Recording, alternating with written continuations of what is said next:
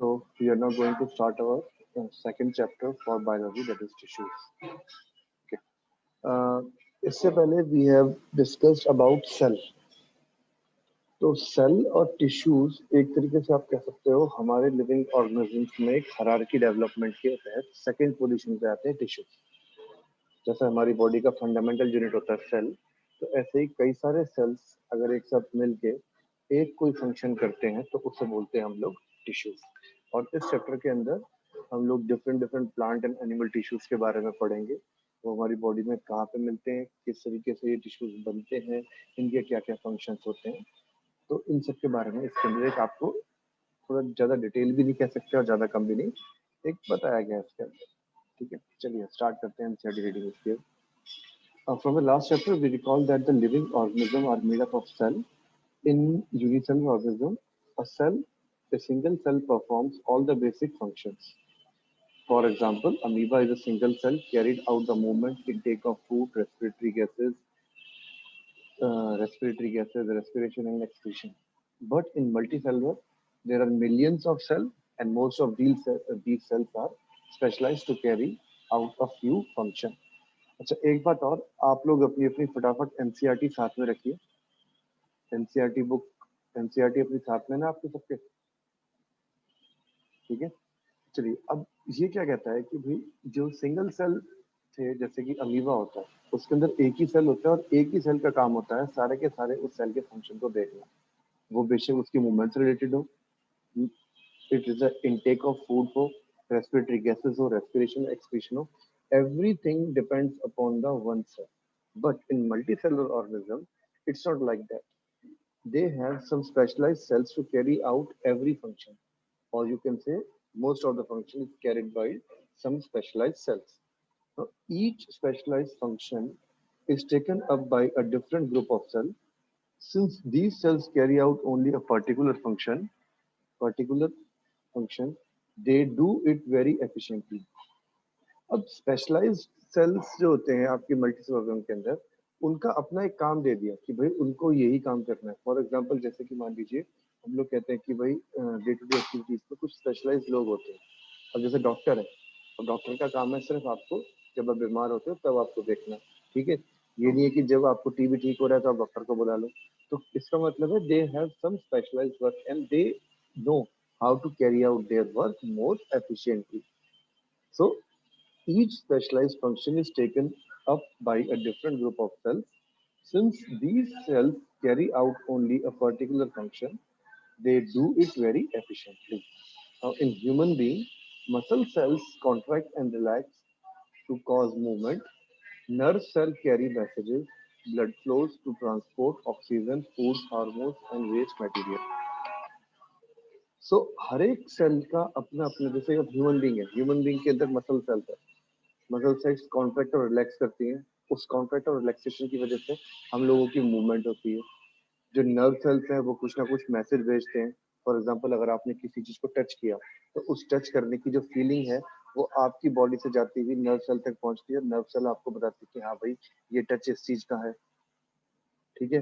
अब blood flows है, अब पूरी बॉडी के अंदर ब्लड फ्लो करता है, ऑक्सीजन को कैरी करता है। तो ये सब क्या है, ये सब भी ह्यूमन की जो स्पेशल सेल्स है वो कर रहे हैं। हार्मोन एंड वेस्ट मटेरियल को, इन सबको जो है इधर से उधर लेके जाना है, तो वो सब चीजें करनी है। तो that is all because of, और that is all because of some specialised cells. In a similar manner, plant के अंदर vascular tissue conduct food and water transportation.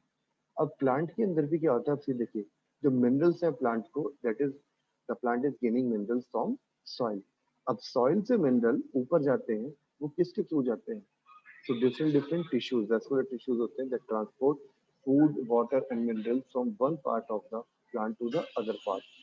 So we can say that in a multicellular organism, there is a division of labor. So इस तरीके से हमें पता लगता है कि किसी भी मल्टी सेलुलर ऑर्गेनिज्म के अंदर एक डिवीजन ऑफ लेबर होती है। अब डिवीजन ऑफ लेबर से मतलब है कि the cell which are specialized in their work are going to do only that work. जैसे किसी ऑफिस के अंदर आप सुना होगा आपने कि भाई ये काम जो है वो वही करेगा, जिसका जो काम है वही करता है। अब जैसे आप स्कूल में देखते हो, अब स्कूल में टीचर का काम होता है आपको पढ़ाना, ठीक है। कुछ आपने देखा होगा एडमिनिस्ट्रेशन डिपार्टमेंट पे होते हैं, जैसे कि फीस कलेक्ट करने वाला बंदा होता है, उसका काम होता है फीस कलेक्ट करना।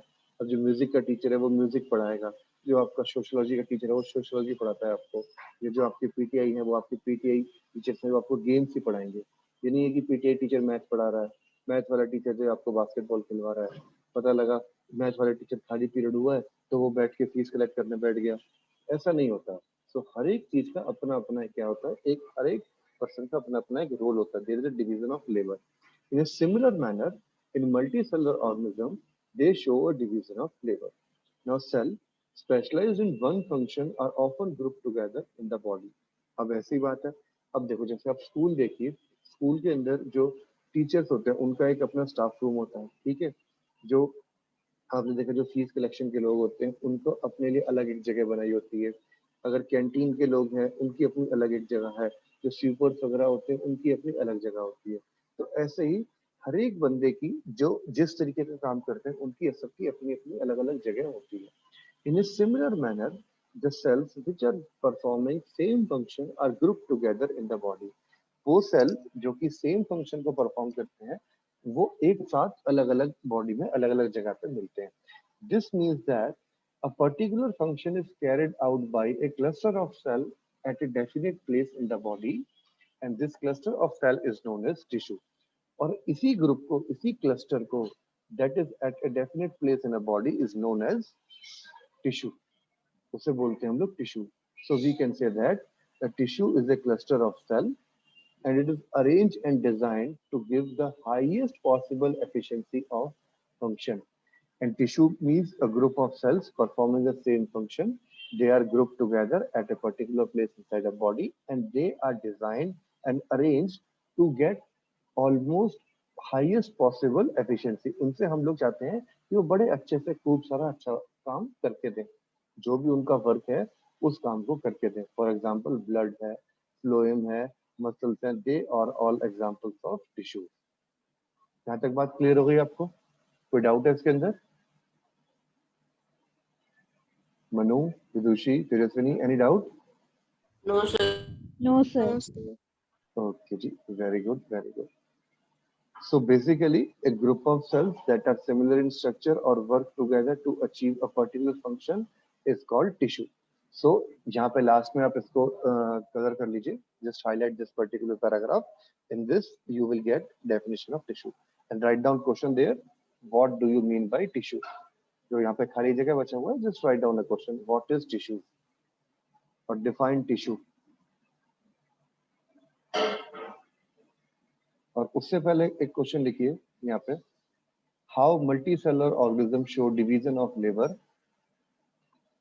How multicellular organisms show division of labor and why it is required. And why it is required. How multicellular organisms show division of labor and why it is required.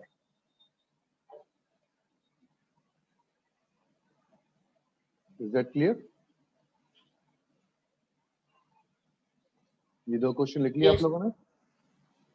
चलो जी, अभी हमने ये पढ़ लिया। Yes, sir. अब हमने बात तो पता लग गया कि हमें भाई टिश्यू होता क्या है। Now we know that what is tissue. Now in plants and animals are made up of same type of tissue. क्या जो हमारे प्लांट्स एंड एनिमल्स हैं ये सेम टिश्यू से बने होते हैं? दे मे बी, और कुछ कुछ टिश्यूज होते भी और कुछ कुछ टिश्यूज अलग भी होते हैं। अब प्लांट और एनिमल को अगर आप देखते हो, both are living being, but उनके रहने के तरीके में there is a difference. There is a lot of difference between living type और living of plants and animals. जैसे कि प्लांट्स हैं, प्लांट्स मूव नहीं करते हैं, they are stationary, they are continuously growing in nature, but animals हैं, they are moving here and there and they do not continuously grow. अब हम लोगों की हाइट है, हम लोगों की हाइट एक टाइम तक तो रुक जाती है भाई, है ना? तो जब आप बच्चा 18-20 साल का हो जाता है उसके बाद उसकी हाइट नहीं बढ़ती है। बट अगर आप देखे जाए एनिमल्स हैं उनकी भी सेम ऐसे होता है, उनकी भी हाइट नहीं बढ़ती है। बट अगर हम देखते हैं प्लांट्स, प्लांट्स कंटिन्यूसली बढ़ते रहते हैं, बढ़ते रहते हैं, बढ़ते रहते हैं, उनकी जो हाइट है वो काफी ज्यादा बढ़ती रहती है। क्लियर? ये चीज आ गई हमारे पास. So let us compare the structure and function. So do plant and animal have same structure? No. अगर मैं स्ट्रक्चर की बात करता हूँ, प्लांट एंड एनिमल्स का उनका स्ट्रक्चर भी सेम नहीं होता, उनका स्ट्रक्चर अलग होता है. फॉर एग्जांपल प्लांट्स हैं, उनके अंदर कोई आंखें नहीं होती, उनके सेंस ऑर्गन बिल्कुल अलग है. एनिमल्स हैं हमारे, या एनिमल्स में हम भी एनिमल में ही कंसिडर कर लो अपने आप को इस टाइम पे फिलहाल, क्योंकि मैंने तो सोशल एनिमल. तो अगर हम लोग ह्यूमन की बात करें या एनिमल्स की बात करें, उनका बॉडी स्ट्रक्चर थोड़ा अलग होता है. They have ears, they have eyes, they can smell the things. So हर एक चीज के लिए different different type of tissues होते हैं. ठीक है, अगर आप स्किन की बात करते हैं, प्लांट का तरीका अलग है, स्किन का इनका अलग होता है. एक सेकंड वेट करो.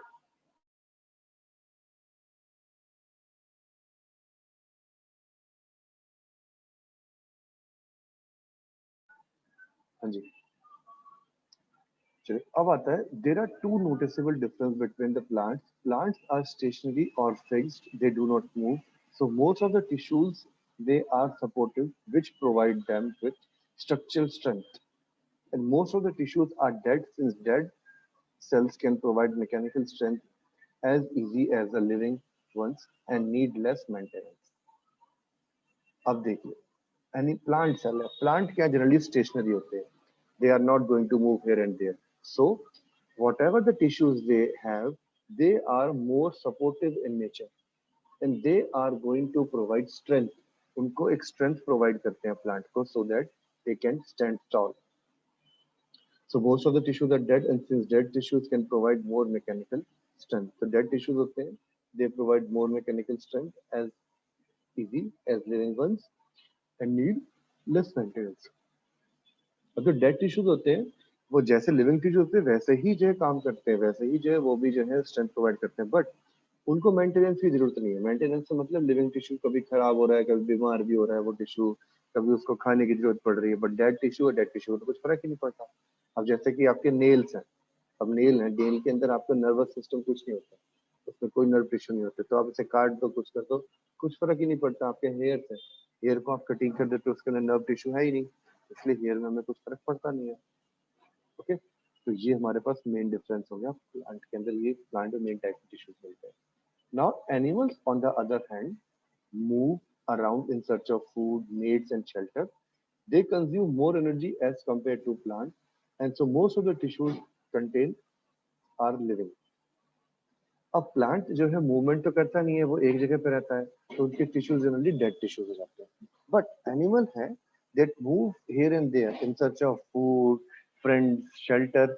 तो एनिमल जनरली इधर से उधर मूव करते हैं, so they consume a lot more energy than as compare to plant. Plant के अलावा ये बहुत ज्यादा एनर्जी को कंज्यूम करते हैं, सो इसलिए they have a totally different set of tissues. Now, another difference between plant and animal is their growth pattern. I have already discussed this thing, growth pattern. Now, in case of growth of plants, it is limited to certain regions, while this is not so in animals.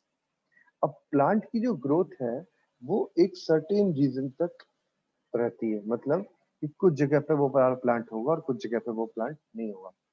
There are some tissues in plant that divide throughout their life. और कुछ कुछ tissues ऐसे होते हैं plant के अंदर जो पूरी की पूरी लाइफ डिवाइड होते रहते हैं. So the growth in plant is limited to certain regions, while this is not so in animal. Animals के अंदर वो कुछ जगह पे growth region नहीं होता. So these tissues are localized in certain regions. Now, based on the dividing capacity of the tissues, the various plant tissues are classified as growing and meristematic tissue and permanent tissue. अब देखिए, जो plants की एक ability होती है dividing को, बार बार divide होते रहने की, तो उस डिवीजन के ऊपर प्लांट्स के टिश्यूज होते हैं, they are divided as a growing और meristematic tissue and permanent tissue. हमने उनको दो टिश्यूज में डिवाइड कर दिया. मेरिस्मेटिक दैट इज मतलब ग्रोइंग टिश्यू है, उनकी ग्रोथ हमेशा होती रहती है, और परमानेंट टिश्यू जो कि ग्रोथ नहीं करते और डेड टिश्यूज हो गए. Is that clear? Any doubt up to this point? No, No, sir. no, sir. Okay जी. Now, cell growth in animal is more uniform. So there is no such demarcation of living and dead tissues in the animals. Now, animals के अंदर the cell growth है that is more uniform. वहाँ पे dead tissues का और demarcation का living and non living का इतना ज्यादा नहीं है. ओनली हम लोग कह सकते हैं हेयर है, हेयर भी हमारा बढ़ता रहता है, तो here is also not a dead tissue, but उसके अंदर क्या है, एक लिविंग सॉरी नर्व टिश्यू नहीं होता उसके अंदर, सो दैट्स व्हाई हमें कुछ पता नहीं लगता। ओके तो अभी तक हमने पढ़ा एनिमल और प्लांट की ग्रोथ के ऊपर मेन डिफरेंस, और एक पढ़ा उनके स्ट्रक्चर के ऊपर डिफरेंस, कि भाई उनको घूमना फिरना होता नहीं है प्लांट्स को, तो उनके स्ट्रक्चर में डिफरेंस हो गया। अब आता है the structural organization of organs and organ system is far more specialized and localized in complex animal than even in a very complex plant. अगर मैं प्लांट और एनिमल के अंदर के ऑर्गन सिस्टम की बात करता हूँ, तो animal organ system is more complex than that of the plant. तो प्लांट के अंदर इतना ज्यादा कॉम्प्लेक्सिटी नहीं है, 4-5 आइटम है, 15-20 आइटम है, वो काम करते रहते हैं, चीजें चलती रहती हैं। बट एनिमल के अंदर एक एक ऑर्गन सिस्टम के अंदर कई सारे ऑर्गन्स हैं और उनकी अपनी अपनी स्पेशलाइज्ड फंक्शंस होते हैं, that is very very complex. So the structural organisation of organ and organ system is far more specialized and localized in complex animal than even in every complex plant. जो किसी भी बहुत ही ज्यादा complex plant होगा उससे भी ज्यादा structure यहाँ पे गड़बड़ होता है। Now this fundamental difference reflects that the different modes of life pursued by these two major groups of organisms, particularly in the difference of feeding method. अब आ जाओ इनके खाना खाने के तरीके पे।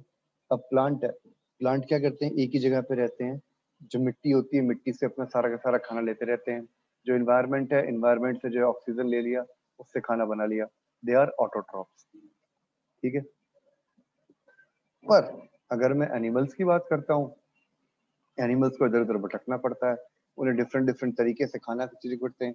किसी दिन किसी एनिमल को जो है, मान लो एनिमल है, कोई शेर की बात कर रहे हो, किसी दिन उसे कोई हिरण पकड़ लिया तो उसका मीट खाना पड़ रहा है बेचारे को, किसी दिन शेर ने जो है खरगोश को पकड़ लिया तो उसे खाना पड़ रहा है। अब हम जैसा कोई लगा लो, किसी दिन मम्मी पनीर की बढ़िया सब्जी बनाती है तो किसी दिन मम्मी कहती है बेटा आज घी और टिंडे भी खाने पड़ेंगे चल। तो जब घिया और टिंडे खाते हो और तुम एक जगह पनीर भी खा रहे हो बढ़िया तरीके से, और तुम कभी मान लो जो है तुम सैंडविच खा रहे हो, कभी तुम बाहर से जो है बढ़िया सा रोल खा के आ रहे हो, काठी रोल खा के आ रहे हो, या आइसक्रीम खा रहे हो, तो डिफरेंट डिफरेंट चीजें खाते हो, तो तुम्हारा जो फीडिंग पैटर्न है वो टोटली डिफरेंट है that of the plant. Plant बेचारा पूरे दिन भर एक ही वही काम कर रहा है, CO2 आई, H2O आया, सनलाइट आया, ग्लूकोज बन गया। अब उसमें ग्लूकोज कभी पनीर फ्लेवर का तो बन नहीं रहा, कभी ग्लूकोज उसके अंदर जो है कि भाई आज जो ग्लूकोज बनाना है मेरे को, आज मैं चलो जो है ग्लूकोज में थोड़े से काली मिर्च डाल देता हूँ, या आज मैं ग्लूकोज के अंदर पिज्जा मसाला डाल देता हूँ। ऐसा तो कुछ होता नहीं है, बट हम लोग कर सकते हैं। हम लोगों का मन कर रहा है भाई आज पिज्जा खाना है, आज पिज्जा खा लिया। हम लोग का मन कर रहा है आज जो है चने की दाल खानी है, तो हमने आज चने की दाल खा ली। सो हमारा जो फीडिंग पैटर्न है टोटली डिफरेंट है, और उसकी वजह से भी अब फीडिंग पैटर्न डिफरेंट हो गया तो उसको डाइजेशन करने का, उसके अंदर काम करने का जो चीजें होंगी हमारी वो भी डिफरेंट हो जाएंगी। So the fundamental difference reflects between different modes of life pursued by these two major group of organisms particularly is a difference in feeding method. Also, they are differently adapted for the sedentary existence on the hand, plants, and active locomotion on the other hand, animals. अब ये क्या कहते, contributing to the difference in the organ system design. अब देखो ये क्या कहना चाहता है, कह रहा है there are differently adapted for sedentary existence. Sedentary मतलब उनके अपने एक स्थिर एग्जिस्टेंस के लिए प्लांट जाने जाते हैं, that the plant हमेशा एक ही जगह पे रहता है और उसी जगह पे ग्रो करता है। बट जो एनिमल है that is known for their locomotion, that is movement, okay, contributing to the difference in the organ system design. और इसी वजह से जो एनिमल होते हैं उनका ऑर्गन सिस्टम थोड़ा डिफरेंटली डिजाइन होता है, उनके पैर होते हैं, हाथ होते हैं, आंख नाक कान होती है, समझने की सूंघने की शक्ति होती है उनके पास। ठीक है, now with it it is with reference to a complex animal and plant bodies that we will talk about the concept of tissues in detail. So इसी तरीके से प्लांट और एनिमल की बॉडी को लेके हम लोग एक कॉम्प्लेक्स टिश्यूज के बारे में, जो कंसेप्ट ऑफ टिश्यूज है उसको थोड़ा डिटेल में पढ़ाई करते हैं। ये सब कुछ क्लियर हो गया? यहाँ तक किसी को डाउट है तो बताइए फटाफट। Sir, what is the meaning of sedent? Sedentary का मतलब होता है स्थिर, stationary sort of thing. Sedentary nature मतलब एक जगह पर रहने वाली नेचर, जिंदगी भर एक ही जगह पर रहता है कोई, जो अपने सेडेंटरी वैसे हम लोग कई बार यूज करते हैं जो कि ओपन माइंडेड नहीं है, या फिर उसके जो विचार है वो एक ही जगह पर रुके हुए, स्थिर है वो। सेडेंटरी एग्जिस्टेंस मतलब they are at one place, they are not moving here and there. Okay, Okay, sir. और ये क्या नाम है उसका, Tejaswini and Mannu, is that clear? Yes, sir. कोई डाउट? No, sir. तो जल्दी से फटाफट एक बार क्विक रीडिंग करो, 1 मिनट के अंदर क्विक रीडिंग।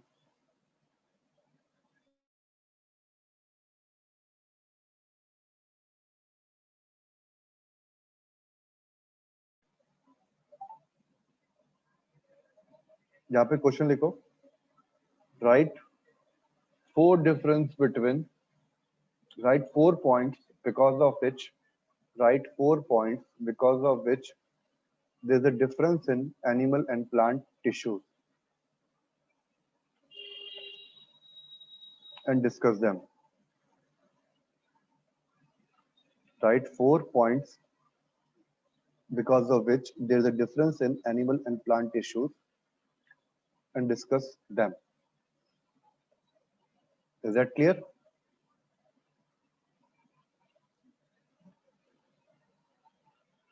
अब जरा फटाफट, व्हाट इज अ टिश्यू, कौन बताएगा?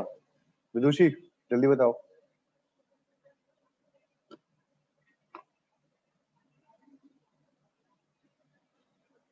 Sir, may I?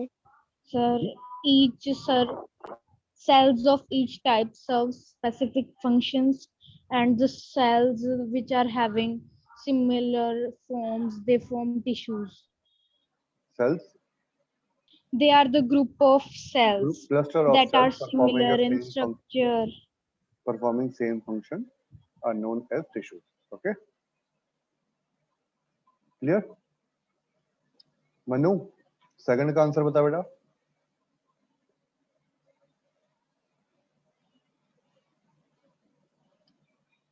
Manu second का आंसर बोलो बेटा। मनु है भी है, गायब हो गया Sir, utility means. क्या? Utility means. यूटिलिटी मतलब जरूरत।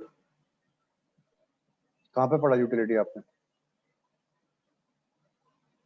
Sir, question 2 में। What is the utility of tissues in multi, हाँ जो टिश्यूज है मल्टी सेलुलर ऑर्गेनिज्म में क्या यूटिलिटी है उनकी, क्या जरूरत पड़ती है, क्यों जरूरी है टिश्यूज मल्टी सेलुलर ऑर्गेनिज्म, बताओ जल्दी। Why tissues are necessary in multi cellular organism, बताओ तेजस्विनी, आप बताइए जल्दी से बताओ, 1 मिनट में इसका आंसर।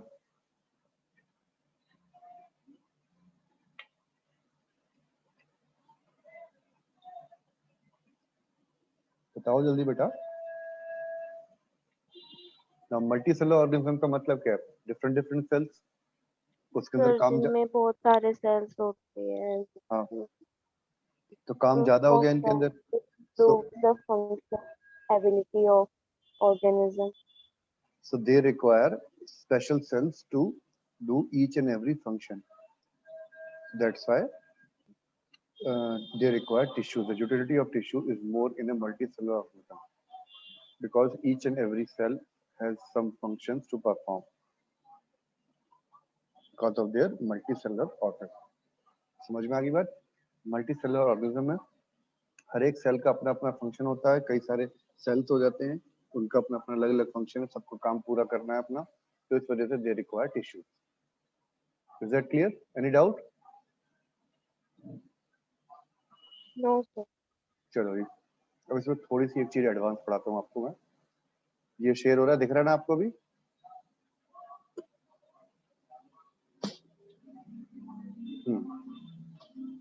देखो फटाफट।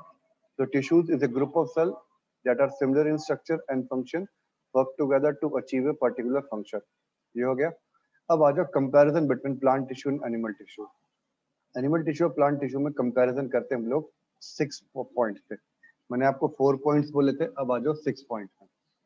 सबसे पहले आता है सेल पोटेंसी, टोटियोपोटेंट और पोटेंट। इसका मतलब क्या? टोटियोपोटेंट का मतलब होता है कि डिवीजन होना, एक सेल का डिवीजन होना, और एक वो छोटे से सेल से वो पूरा का पूरा सेम प्लांट बन सकता है। जैसे कि मान लो आपने कई प्लांट देखे होंगे कि जिनमें सिर्फ पत्ते से पूरा का पूरा एक प्लांट बन जाता है। एक स्टेम लगा दी, एक स्टेम से पूरा का पूरा प्लांट बन गया। जैसे कि रोज है, रोज की एक स्टेम लगा दी, वो स्टेम डिवाइड हुई, एक पूरा का पूरा प्लांट बन गया। तो उससे बोलते हैं हम लोग टोटियोपोटेंट। एंड एनिमल का मतलब होता है पुलरियोपोटेंट, मतलब कि एक उससे डिवीजन तो होगी एक सेल से, but that division can not make a new organism. तो एक नया ऑर्गेनिज्म उसमें से नहीं बनेगा। Is that point clear?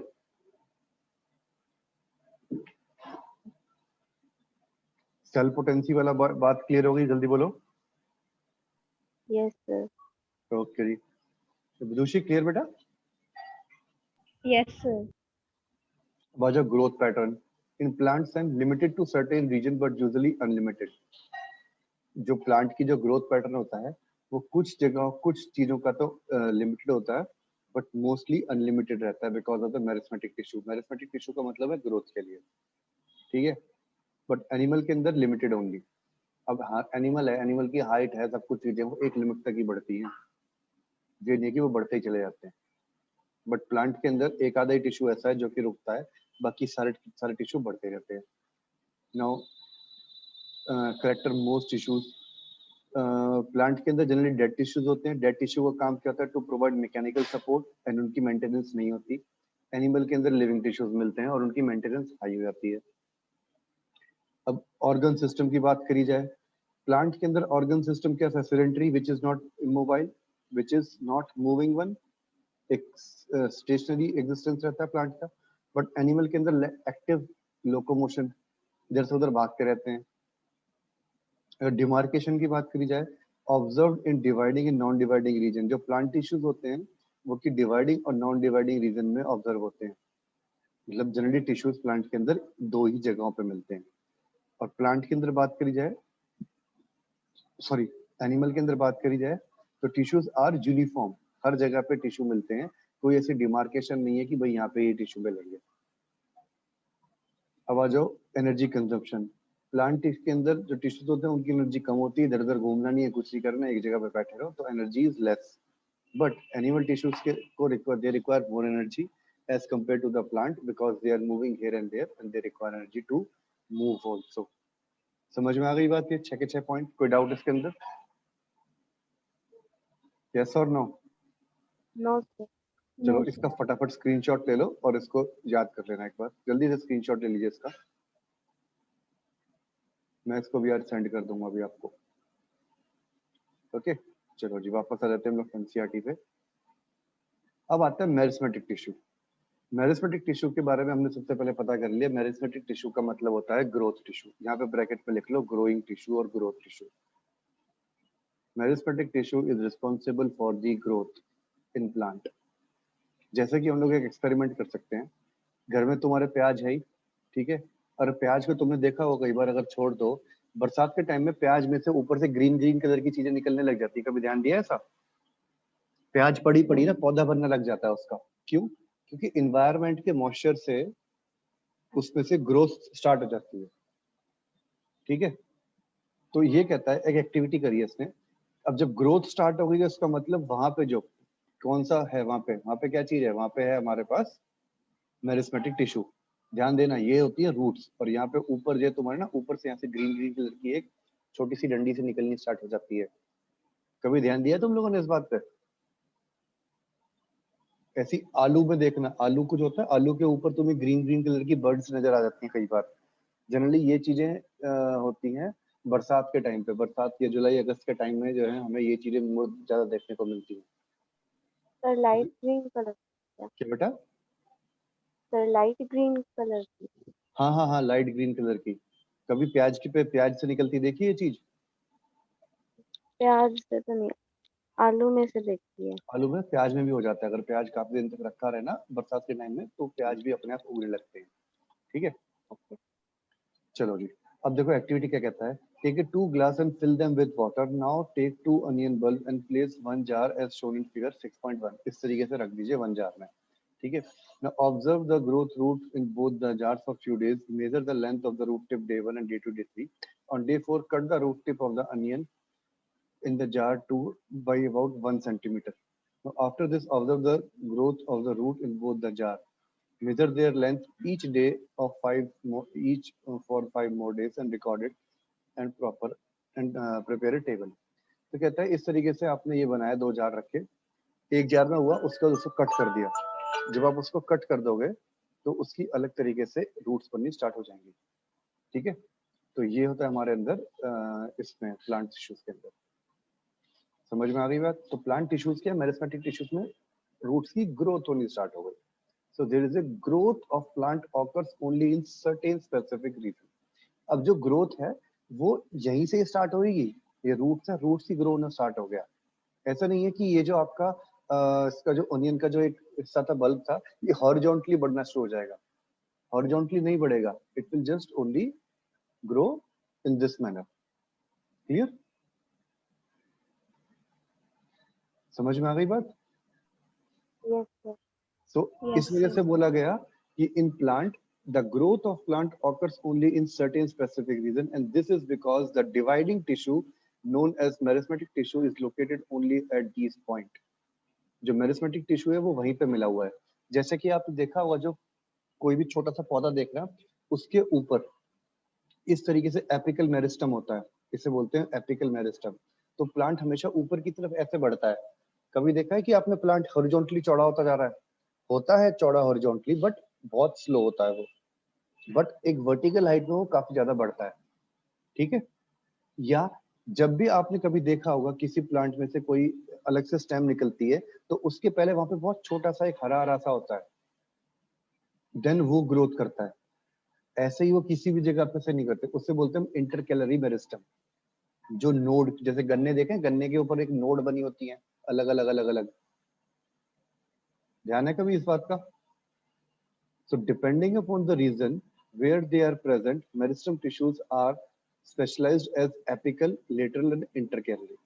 अब जहां जहां पे जिस जिस जगह पे होते हैं वो, तो मेरिस्टम टिश्यूज को हम उस जगह से उसके नाम से रखते हैं. अगर वो टिप के ऊपर है तो they are known as apical tissues. अगर वो नोड्स के आसपास है उसे बोलते हैं हम लोग इंटरकैलरी मेरिस्टम. ठीक है. और अगर वो इस तरीके से जो कि लेटरल है तो उन्हें बोलते हैं हम लोग लेटरल मेरिस्टम. सो किसी भी प्लांट के अंदर ये 3 टाइप के टिश्यूज होते हैं आपके पास. कौन से? मेरिस्टेमेटिक टिश्यूज 3 टाइप के हमारे पास मिलते हैं. क्लियर हो गई ये वाली बात? इसमें कोई डाउट है? No, sir. Clear? Now new cells produced by meristem tissue, meristem are initially like those of meristem itself, but as they grow and mature, their characteristics slowly change and they become a differentiated as a component of other tissue. अब होता क्या है इनके अंदर, जो growth कर रहा है ये हो तो रहा है मेरिस्टम टिश्यू के जैसा ही.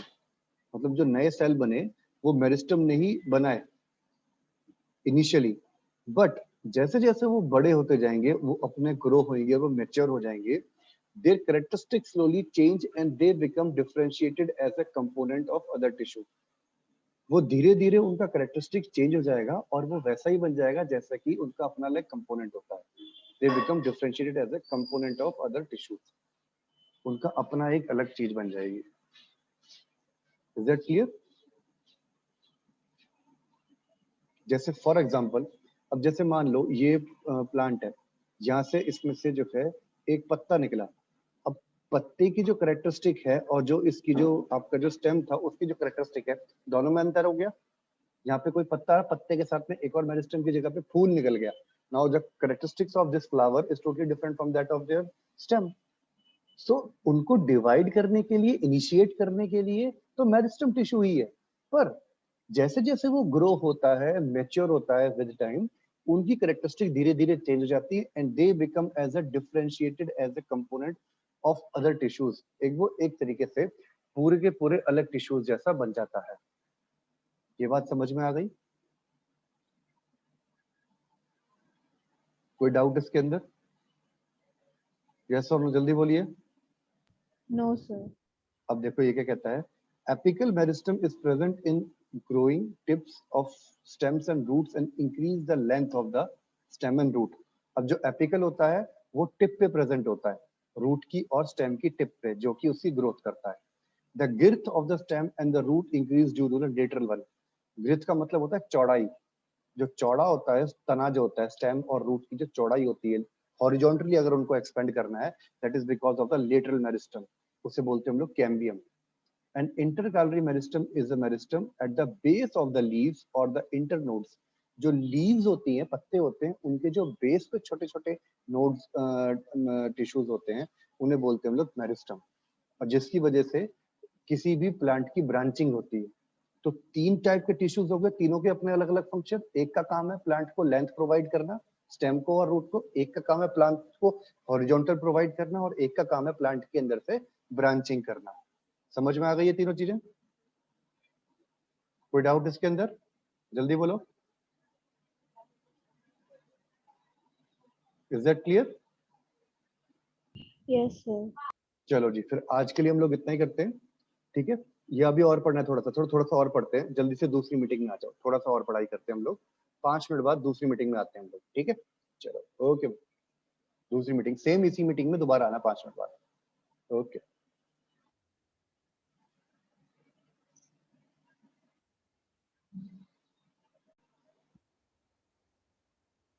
सो यहाँ पे क्वेश्चन लिखिए, what is the function of apical, what is the function of apical, lateral and intercalary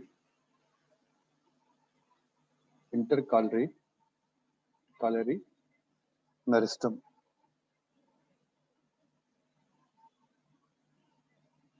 and where they are present, and what are the areas they are present in plants, and what are the areas in which they are present in plant.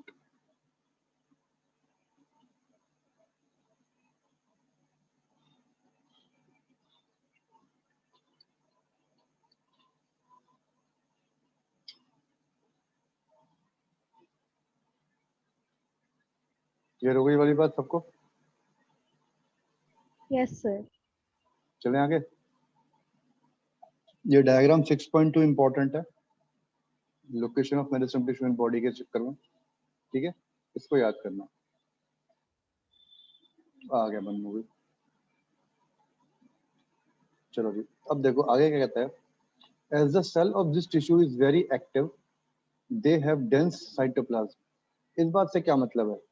Very active and dense cytoplasm, thin cell wall and prominent nuclei, and they lack vacuoles. Now write down question. What are the characteristics of cells of meristem tissue? What are the characteristics of cells of meristem tissue? What are the characteristics of cells of meristem tissue? पहला question. Second question, why they would lack of vacuoles? Why meristem tissue cells lack vacuoles? Why meristem tissue cells lack vacuoles? अब देखो, meristem tissue's main work is to divide and to show growth. यही काम है, divide करो, growth show करो, divide करो, growth show करो. That is the work of meristem tissue. Now, if somebody is dividing, it requires some energy, it requires some nutrient. Now, energy and nutrient is supplied by cytoplasm to the cell. Remember, growth करने के लिए division के time पे remember, cytoplasm. What is the function of cytoplasm? Cytoplasm provides nutrient during the cell division. जब cell division होता है तो cytoplasm is the one which is providing the nutrient. अब cytoplasm अगर dense नहीं होगा, if cytoplasm is not more in a cell, then they are not that prominent in the division part. वो इतने अच्छे से division नहीं कर पाएंगे. And again, nuclei is also there for the division. So they have prominent nuclei. Nuclei ये उनका बहुत आगे बढ़ चढ़कर काम करता है. और डिवीजन होना है बार बार. इफ सेल वॉल और सेलुलोज, थिन सेलुलोज वॉल, अगर सेल वॉल बहुत ज्यादा हार्ड होगी, so they will not be able to divide, it will not break. तो इसलिए they have thin cellulose cell walls. Cell wall is thin, dense cytoplasm. Okay, clear? And lack of vacuoles. Now vacuoles क्यों कम होते हैं इसके अंदर? Vacuoles are the empty space. अगर cell के अंदर empty space होगा तो साइटोप्लाज्म कम हो गया. साइटोप्लाज्म कम होगा तो they will not be able to get the nutrients, so hence it will affect their growth part. So in order to have a proper growth, the vacuole size is very very small, or it is almost negligible in case of meristem tissues, meristem cells. समझ में आ गई बात आपको? Clear? Is that clear? कोई doubt इसके अंदर? No sir. ठीक है, अब एक काम करो, इसके अंदर लिखो एक इसका आंसर लिख लीजिए लास्ट में. मेरिस्टम टिश्यू ऊपर लिख लो, सेकंड है ना, व्हाई दे लैक वैक्यूल्स, लिखिए इसके अंदर. Meristem cells have immense potential to divide. Meristem cells have immense potential to divide.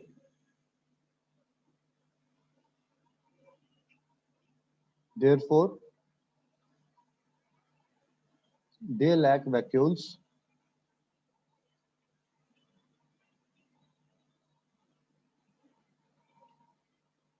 Because for purpose of division, because for purpose of division, plant cell require dense cytoplasm and thin cell wall.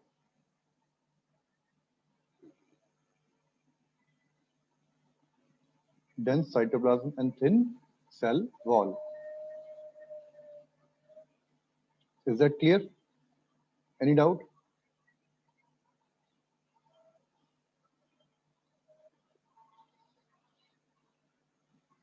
कोई doubt इसके अंदर? जल्दी बोलो. No, sir. Manu, दोषी? No, sir. No, sir. ठीक है जी. अब हम बात करते हैं परमानेंट टिश्यूज के बारे में. उससे पहले एक सेकंड रुको जरा.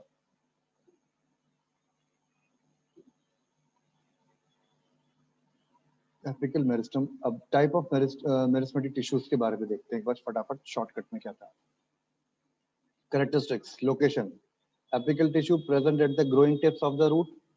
lateral present at the lateral side of the root and stem, which increase the girth of a stem. जो स्टेम होती है उसकी रेडियस को बड़ा करने के लिए काम आती है. girth का मतलब होता है उस सेल की मोटाई को चौड़ाई को जो है बड़ा करने का काम आता है. Radius of the cell, cell का जो सर यानी सर्कमफ्रेंस है उसकी उसको लेंथ बढ़ा देता है. नहीं लेंथ नहीं बढ़ाता बेटा, मोटा. मान लो कोई आपके पास में डंडा है, अच्छा अच्छा. तो वो अब जैसे मान लो आपके पास घर में बॉटल है. अब बॉटल का जो राउंड शेप है, सिलेंड्रिकल शेप है, वो छोटी है, रेडियस उसका छोटा है.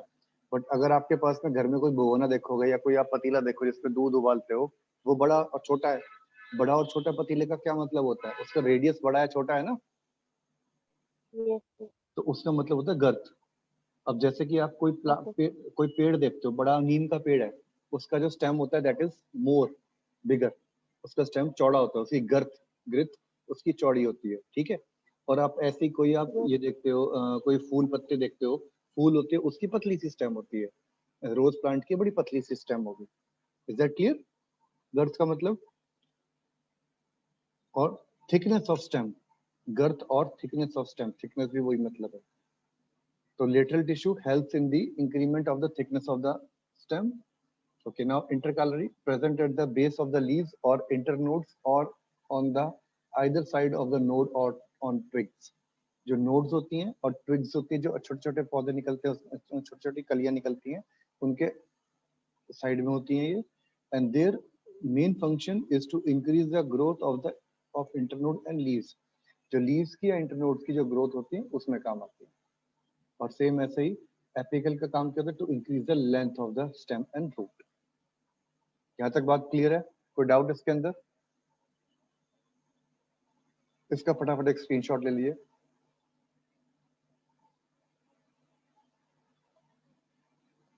क्लियर? चलें तो एनसीईआरटी के ऊपर. अब हम बात करते हैं permanent tissue. Now what happens to the cell performed by the meristematic tissue. अब जब मेरिस्टेमेटिक टिश्यू थे उसने कुछ ना कुछ काम किया, उसके बाद क्या हुआ? They take up a specific role and lose the ability to divide. Now उसके कुछ टाइम बाद वो डिवाइड तो हो गए किसकी वजह से? मेरिस्टेमेटिक टिश्यू की वजह से. Now they lose their ability to divide and as a result they form a permanent tissue. Now write down question: how permanent tissues are formed? When meristem tissue loses their ability to divide, then they convert into or they form into a permanent tissue. Write down how permanent tissues are formed. Question लिख लो. How permanent tissues are formed. Now this process of taking a permanent shape, size and a function is called as differentiation. Next question लिखो. What do you mean by differentiation of cell? What do you mean by differentiation of cell? The process of conversion of meristem tissue by losing their ability and taking up a permanent shape, size, and a function is known as differentiation. Is that clear? The cell of meristem tissue differentiate to form different types of permanent tissues. The cell of meristem tissue differentiate to form different types of meristem tissues. जो meristem tissue होती है वो differentiate types of permanent tissues को बनाने में बनाती है, differentiate होती रहती है. वो अपने आप स्ट्रक्चर को, शेप को, साइज को एक अपने आप क्या करती है, उसको स्थिर करने लग जाती है. Is that clear? Any doubt? No, sir. पक्का? मनु एंड तेजस्विनी कोई डाउट बेटा? No, sir. ओके जी. मन्नू क्या बात है, आवाज नहीं आ रही मेरी? अब यहाँ पर दिखाया गया इन्होंने एक सेक्शन ऑफ स्टेम. स्टेम का सेक्शन किस तरीके से होता है, ठीक है, इसको चलो बाद में देखते हैं. तो टेक ए प्लांट अब एक्टिविटी टू 6.2 देखो क्या कहता है.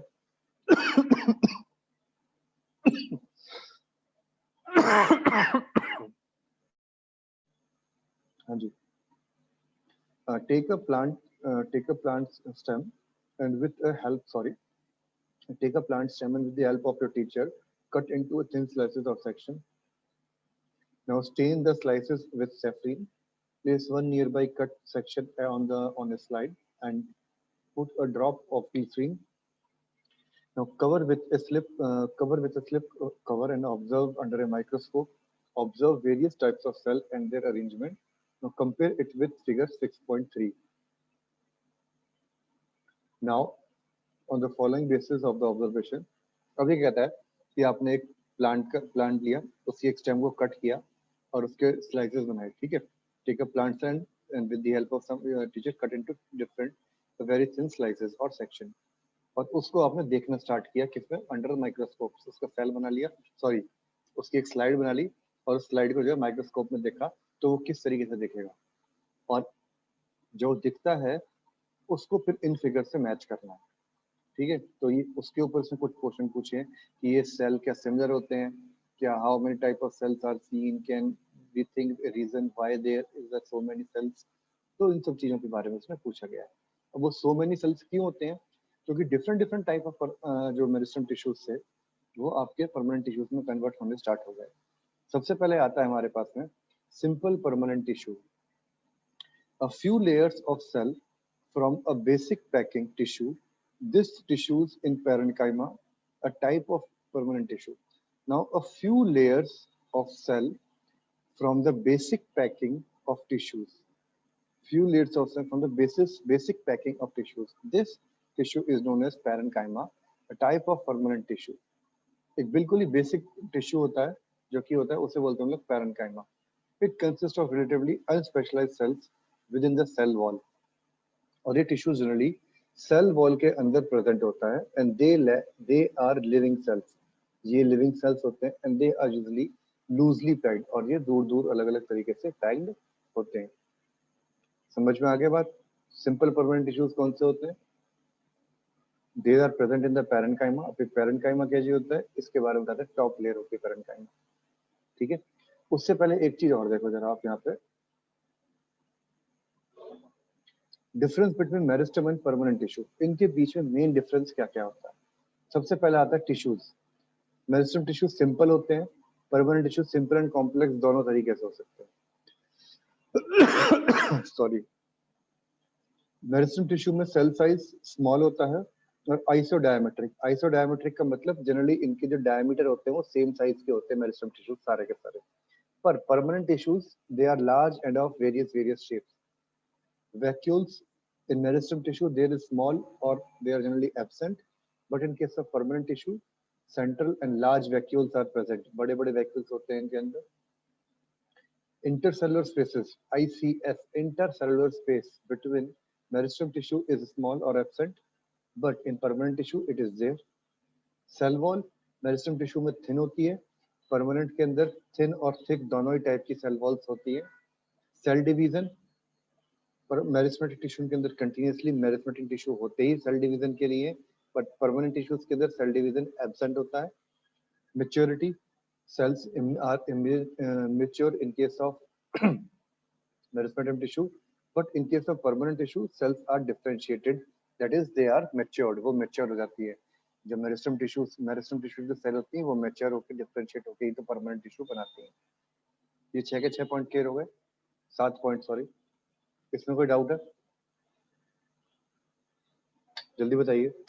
Do you have any doubt in these points? Yes No, or no? sir.